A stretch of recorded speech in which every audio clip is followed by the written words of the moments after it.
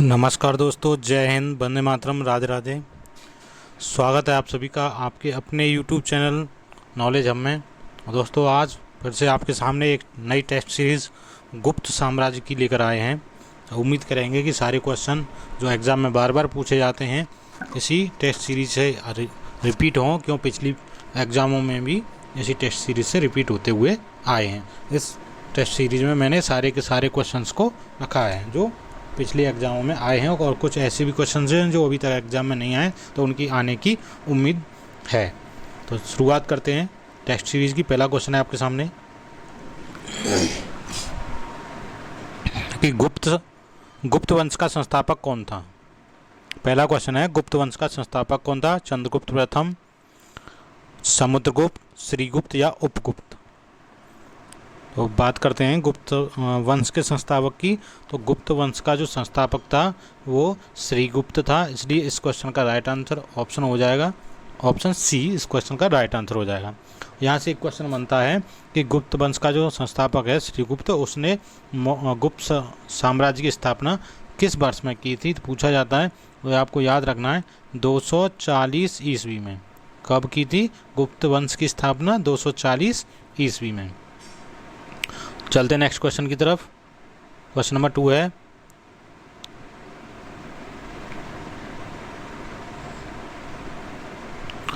गुप्त साम्राज्य का वास्तविक संस्थापक किसे माना जाता है? गुप्त साम्राज्य का वास्तविक संस्थापक किसे माना जाता है?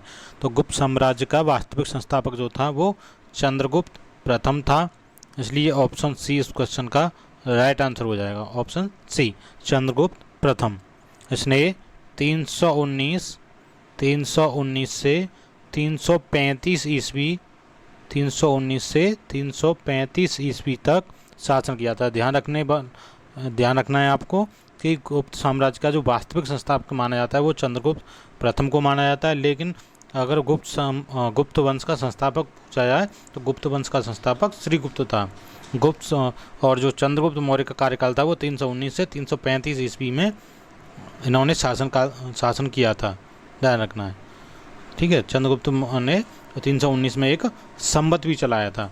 ध्यान रखना, 319 में एक संवत भी चलाया था जिसे हम गुप्त संवत के नाम से जानते हैं। क्या? गुप्त संवत के नाम से जानते हैं, ठीक है। और एक गुप्त संवत के नाम से जानते हैं। चलिए नेक्स्ट क्वेश्चन है, क्वेश्चन नंबर 3। भारत का नेपोलियन किसे कहा जाता है? भारत का नेपोलियन किसे कहा जाता है? तो भारत का नेपोलियन समुद्रगुप्त को कहा जाता है, यानी ऑप्शन ए इस क्वेश्चन का राइट आंसर हो जाएगा। ए समुद्रगुप्त इस क्वेश्चन का राइट आंसर हो जाएगा। इन्होंने अपने शासनकाल के दौरान बहुत सारे युद्ध लड़े थे, लेकिन एक भी युद्ध इन्होंने हारा नहीं था। इसी से खुश होकर एक इतिहासकार ने, जिनका नाम है B.A. स्मिथ, इन्होंने समुद्रगुप्त को भारत का नेपोलियन कहा, या भारत का नेपोलियन नाम की संज्ञा दी थी, ठीक है। ध्यान रखना है आपको, समुद्रगुप्त को ये संज्ञा किसने दी थी? B.S. स्मिथ ने, एक इतिहासकार थे, उन्होंने संज्ञा दी थी। और समुद्रगुप्त को कविराज भी कहा जाता है। ध्यान रखना है, समुद्रगुप्त को क्या कहा जाता है? कविराज भी कहा जाता है। क्वेश्चन नंबर 4 है, लिच्छवी दोहित्र किसे कहते हैं? ये PDF में थोड़ा ऊपर नीचे हो गया है, ध्यान रखना, दिखाई दे रहा होगा, और नहीं दिख रहा है तो अपना रिलोजी अपना जो क्वालिटी है वो बढ़ा लीजिए, रिलोजियस बढ़ा लीजिए, ठीक है। अपना क्वालिटी बढ़ा लीजिए, 360 पे है तो और उसको बढ़ा लीजिए। दोस्त 140 पे चलने वाला नहीं है, 360 कर लीजिए, या और ऊपर बढ़ा सकते तो बढ़ा सकते हैं। नेक्स्ट क्वेश्चन है 4, लिच्छवी दोहित्र किसे कहते हैं? ऑप्शन है ए स्कंदगुप्त को, चंद्रगुप्त प्रथम को, कुमारगुप्त को, या समुद्रगुप्त को। लिच्छवी दोहित्र किसे कहा जाता है?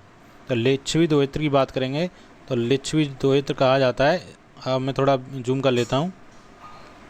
लिच्छवी दोहित्र की बात करेंगे तो लिच्छवी दोहित्र समुद्रगुप्त को कहा जाता है, इसलिए इस क्वेश्चन का राइट आंसर होगा ऑप्शन डी समुद्रगुप्त। लिच्छवी दोहित्र का मतलब होता है लिच्छवी कन्या से उत्पन्न। एक अभिलेख है, उसमें बताया गया है समुद्रगुप्त का एक अभिलेख है, प्रयाग अभिलेख या इलाहाबाद अभिलेख या प्रयाग अभिलेख कह सकते हैं। प्रयाग अभिलेख, जिसमें उसे लिच्छवी दोहित्र अर्थात लिच्छवी कन्या से उत्पन्न बताया गया है। इनकी माता का नाम पूछा जाए तो इनकी माता का नाम ध्यान रखना, इनकी माता का नाम है कुमार देवी। इनकी माता का क्या नाम है? कुमार देवी। पूछा जाता है इनकी माता का क्या नाम है, लकुमार देवी। समुद्रगुप्त जो थे वह चंद्रगुप्त प्रथम का पुत्र तथा उत्तराधिकारी था, जिसने 335 से और 375 ईस्वी तक शासन किया था। किसने? चंद्रगुप्त प्रथम ने। नेक्स्ट क्वेश्चन है, क्वेश्चन नंबर 5 है, हरिसेन निम्न में से किसका राजकवि था? हरिसेन निम्न में से किसका राजकवि था? तो ये समुद्रगुप्त का राजकवि था, इसलिए ऑप्शन ए इस क्वेश्चन का राइट आंसर हो जाएगा। इन्होंने ही किसने? हरिसेन ने ही प्रयाग या इलाहाबाद प्रशस्ति, जो अभिलेख अभी पिछली बार बताया था मैंने, ठीक है, जिसमें लिच्छवी कन्या से उत्पन्न बताया गया था समुद्रगुप्त को, वो अभिलेख हरिसेन ने ही उसकी रचना करवाई थी। चलिए नेक्स्ट क्वेश्चन है, क्वेश्चन नंबर 6, इलाहाबाद स्तंभ शिलालेख किसने बनवाया था? वही सेम अभी बताया मैंने कि इलाहाबाद स्तंभ शिलालेख किसने बनवाया? इलाहाबाद या प्रयाग स्तंभ शिलालेख हरिसेन ने बनवाया था, यानी ऑप्शन सी इस क्वेश्चन का राइट आंसर हो जाएगा, ऑप्शन सी। और हरिसेन समुद्रगुप्त का राजकवि था। और इस जो अभिलेख है, ये वाला इलाहाबाद स्तंभ अभिलेख, इस अभिलेख में शिलालेख है, स्तंभ लेख है, स्तंभ शिलालेख, ठीक है। इसमें समुद्रगुप्त के जो युद्ध थे, जो उपलब्धियां थीं, उन सब का वर्णन किया गया है। समुद्रगुप्त की उपलब्धियों का वर्णन किया गया है। क्वेश्चन नंबर 7 है, प्रसिद्ध गुप्त संवत निम्न में से किस वर्ष से शुरू किया गया था? प्रसिद्ध गुप्त संवत निम्न में से किस वर्ष से शुरू किया गया था? 58 ईस्वी पूर्व, 78 ईस्वी पूर्व, 319 ईस्वी पूर्व, 600 ईस्वी पूर्व। मैंने अभी आपको बताया था कि कब किया गया था। तो जो गुप्त संवत शुरू किया गया था वो 319 ईस्वी पूर्व किया गया था, 319 ईस्वी पूर्व, अर्थात ऑप्शन सी इस क्वेश्चन का राइट आंसर हो जाएगा। अगर मैं बात करूँ विक्रम संवत की, तो ध्यान रखना विक्रम संवत जो है 58 ईसा पूर्व में चला गया था। कौन सा संवत? विक्रम संवत। ध्यान रखना विक्रम संवत 58 ईसा पूर्व में। और बात करूँ मैं शक संवत की, तो शक संवत जो है 78 ईसा पूर्व में। शक संवत 78 ईसा पूर्व में कनिष्क के द्वारा चलाया गया था, शक संवत, ध्यान रखना। चलते हैं नेक्स्ट क्वेश्चन की तरफ। क्वेश्चन नंबर 8 है। दोस्तों उम्मीद करूँगा कि जो भी क्वेश्चन बताए जा रहे हैं बहुत ही इंपॉर्टेंट हैं और आपको पसंद भी आ रहे होंगे। तो मुझे आशा है कि वीडियो पसंद आ रही होगी, तो वीडियो आप अपने फ्रेंड्स के साथ शेयर अवश्य करें, जिससे उन्हें भी थोड़ा पता चले कि कुछ अच्छा कंटेंट कहाँ मिल रहा है, आप लोग बता सकते हैं। और उम्मीद करूँगा कि वीडियो पसंद आया होगा, तो अवश्य शेयर करेंगे। और अगर चैनल पर आप पहली बार विजिट कर रहे हैं तो चैनल को सब्सक्राइब अवश्य कर लें, और साथ ही लाइक और कमेंट का यूज़ ज़रूर करें। शुरुआत करते हैं क्वेश्चन नंबर 8 की। क्वेश्चन नंबर 8 है, निम्न में से किनके सिक्के संगीत के प्रति उनका प्रेम दर्शाते हैं? चोलों के, नंदों के, मौर्यों के या गुप्तों के? तो बताना है कि इसके कार्यकाल में सिक्के थे और उनसे हमें संगीत प्रेमी होने का पता चलता है। तो वो थे गुप्तों के, यानी ऑप्शन डी क्वेश्चन का राइट आंसर हो जाएगा, क्वेश्चन डी। समुद्रगुप्त के कुछ सिक्के मिले हैं, उन पर उसे बीड़ा बजाते हुए दिखाया गया है, इसलिए कहा जाता है कि जो समुद्रगुप्त थे वो संगीत प्रेमी थे। इस क्वेश्चन का राइट आंसर हो जाएगा ऑप्शन डी, गुप्तों के। क्वेश्चन नंबर 9 है, गुप्त राजा जिसने विक्रमादित्य की पदवी ग्रहण की थी वो कौन था? गुप्त, चंद्रगुप्त प्रथम, चंद्रगुप्त द्वितीय या समुद्रगुप्त? तो ये बताना है कि वह कौन सा राजा था गुप्त साम्राज्य में जिसने विक्रमादित्य की पदवी पहली बार धारण की थी, ये पूछा गया है। तो वो थे चंद्रगुप्त द्वितीय, यानी ऑप्शन है क्वेश्चन नंबर बी, 9 का बी, चंद्रगुप्त द्वितीय। इन्होंने शकों पर विजय के लक्ष्य में विक्रमादित्य की उपाधि धारण की थी और चांदी के सिक्के भी जारी किए थे। किसके? चांदी के, ठीक है, ध्यान रखना, चांदी के सिक्के भी जारी किए थे, चांदी के सिक्के भी जारी किए थे, चांदी के सिक्के। नेक्स्ट क्वेश्चन, क्वेश्चन नंबर 10, प्रसिद्ध कवि कालिदास किसके राजकवि थे? प्रसिद्ध कवि कालिदास किसके राजकवि थे? तो कालिदास जी जो थे चंद्रगुप्त द्वितीय के राज दरबार में थे, चंद्रगुप्त द्वितीय के में। ऑप्शन सी इस क्वेश्चन का राइट आंसर हो जाएगा। किसके राजकवि थे? चंद्रगुप्त द्वितीय के राजकवि थे। कालिदास ने बहुत सारे ग्रंथों की रचना की है, जिनमें से कुछ मैं आपको बता देता हूँ। अभिज्ञान शाकुंतलम है, कुमार संभव है, मालाविकाग्निमित्रम है, ऋतुसंहार है, मेघदूतम है, रघुवंशम है। ठीक है, बहुत सारे ग्रंथों की रचना की है इन्होंने। कालिदास को ही भारत का शेक्सपियर भी कहा जाता है। क्या कहा जाता है? तो भारत का जो शेक्सपियर कहा जाता है वो कालिदास को ही कहा जाता है। और भारत का नेपोलियन की बात करें तो भारत का नेपोलियन समुद्रगुप्त को कहा जाता है, ध्यान रखना है आपको। ये क्वेश्चन बार बार पूछे जाते हैं एग्जाम में। क्वेश्चन नंबर 11 है बराहमिहिर कौन थे? एक अंतरिक्ष यात्री, एक स्पेस शटल, एक पावर स्टेशन, एक प्राचीन खगोलविद, एस्ट्रोनॉमर। तो बराहमिहिर जो थे वो एक प्राचीन खगोलविद थे, प्राचीन खगोलविद थे, यानी ऑप्शन डी इस क्वेश्चन का राइट आंसर हो जाएगा। एक एस्ट्रोनॉमर थे, उन्होंने बहुत सारे नक्षत्र विद्या वगैरह और खगोलीय गणना की थी। ठीक है, और ये चंद्रगुप्त द्वितीय के दरबार में रहते थे। इनके द्वारा लिखे गए ग्रंथ पूछ लिए जाते हैं, वो आपको मैं बता देता हूँ, जरा लिख लेना इनको। एक है बृहत संहिता, ठीक है, बृहत संहिता, बृहत संहिता, एक बृहत संहिता है। और दूसरा लिख लीजिए, दूसरा है पंच सिद्धांतिका, पंच सिद्धांतिका,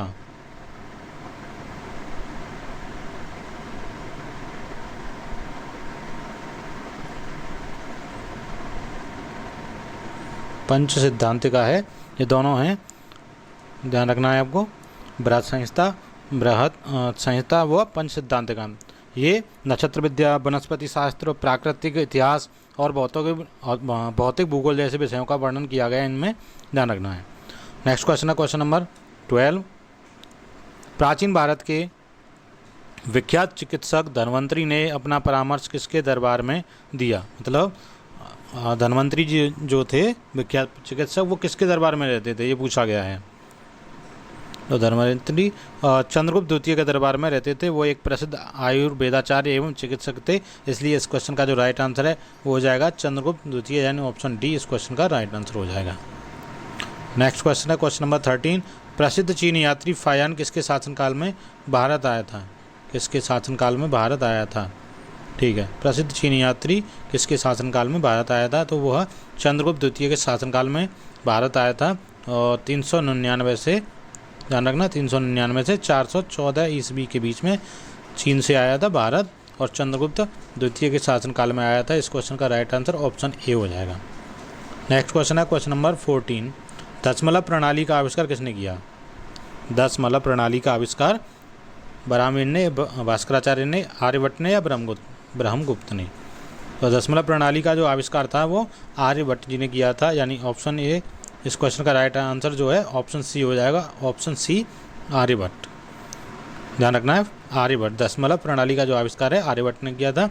यह प्राचीन काल के एक महान गणितज्ञ थे। कौन थे ये? एक महान गणितज्ञ थे, ध्यान रखना है। एक महान गणितज्ञ थे जो चंद्रगुप्त द्वितीय के दरबार में रहते थे। इन्होंने ही इन्होंने ही सर्वप्रथम यह बताया कि पृथ्वी अपनी दूरी पर घूमती हुई सूर्य के चारों ओर चक्कर लगाती है। ध्यान रखना, क्या बताया था इन्होंने कि पृथ्वी अपनी दूरी पर घूमती हुई सूर्य के चारों ओर चक्कर लगाती है। और इनके द्वारा एक लिखी गई प्रसिद्ध पुस्तक है, वो बार बार पूछ ली जाती है, जिसका नाम है सूर्य सिद्धांत। ध्यान रखना, उसका क्या नाम है पुस्तक का? सूर्य सिद्धांत, सूर्य सिद्धांत, इसको लिख लेना, याद कर लेना, सूर्य सिद्धांत। चलते हैं नेक्स्ट क्वेश्चन की तरफ। क्वेश्चन नंबर 14 है नालंदा विश्वविद्यालय की स्थापना किसने की? नालंदा विश्वविद्यालय की जो स्थापना थी वो गुप्त वंश के शासक थे एक, क्या नाम था उनका? कुमारगुप्त। उन्होंने नालंदा विश्वविद्यालय की स्थापना की थी, नालंदा विश्वविद्यालय की स्थापना की थी। अगर पूछ लिया जाए कि विक्रमशिला विश्वविद्यालय की स्थापना किसने की, तो ध्यान रखना, विक्रमशिला विश्वविद्यालय की जो स्थापना है वो धर्मपाल ने की थी। किसने? धर्मपाल ने की थी, ध्यान रखना। और यहीं से क्वेश्चन और पूछ लिया जाता है, विक्रमशिला विश्वविद्यालय और नालंदा विश्वविद्यालय को नष्ट किसने किया था? तो वो किया था बख्तियार खिलजी ने, और यह कुतुबुद्दीन का सेनापति था। कौन? बख्तियार खिलजी ने इसको नष्ट किया था, और बख्तियार खिलजी ही कुतुबुद्दीन ऐबक का सेनापति था। तो कहा जाता है कि जो हमारी यूनिवर्सिटियाँ थीं, विक्रमशिला विश्वविद्यालय और नालंदा विश्वविद्यालय, इनको तुड़वाने में सबसे अहम भूमिका जो निभाई थी वो कौन सा शासक था? वो कुतुबुद्दीन ऐबक ना, इसने ही उनमें आग लगवा दी थी, ध्यान रखना। चलते हैं नेक्स्ट क्वेश्चन की तरफ। क्वेश्चन नंबर 15 है गुप्त वंश का वह राजा कौन था जिसने हूणों को भारत पर आक्रमण करने से रोका? गुप्त वंश का कौन सा राजा था जिसने हूणों को भारत पर आक्रमण करने से रोका था? तो वो राजा था स्कंदगुप्त। यानी इस क्वेश्चन का राइट आंसर होगा ऑप्शन बी, स्कंदगुप्त। ध्यान रखना, स्कंदगुप्त। नेक्स्ट क्वेश्चन की बात करते हैं। क्वेश्चन नंबर है 16। परम भागवत की उपाधि धारण करने वाला प्रथम गुप्त शासक कौन था? सॉरी, थोड़ा खांसी जुकाम है। परम भागवत की उपाधि धारण करने वाला प्रथम शासक कौन था? तो परम भागवत की जो उपाधि धारण की थी वो समुद्रगुप्त ने की थी, इसलिए इस क्वेश्चन का राइट आंसर ऑप्शन सी हो जाएगा, समुद्रगुप्त। ध्यान रखना है, क्वेश्चन बहुत इंपॉर्टेंट है। ठीक है, नेक्स्ट क्वेश्चन है क्वेश्चन नंबर 17 की बात करते हैं। क्वेश्चन नंबर 17 है, कुतुब मीनार के पास स्थित लोह स्तंभ किस राजा ने बनवाया था? बहुत इंपॉर्टेंट क्वेश्चन है।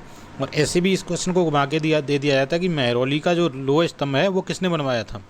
कुतुब मीनार के पास में ही है महरौली का लोह स्तंभ, तो वो किसने बनवाया था ये भी पूछ लिया जाता है। ये की क्वेश्चन है, वो चंद्रगुप्त द्वितीय ने बनवाया था, इसलिए इस क्वेश्चन का राइट आंसर हो जाएगा ऑप्शन डी। इसकी एक खासियत है कि जो लोह स्तंभ जो बना हुआ है, ठीक है, ध्यान रखना, लोह स्तंभ जो है ये इसमें इसकी जो चमक है वो बरकरार है, इसमें अभी तक जंग नहीं लगी है। ठीक, ध्यान रखना, इसलिए ये महत्वपूर्ण है, इसकी विशेषता पूछ ली जाती है।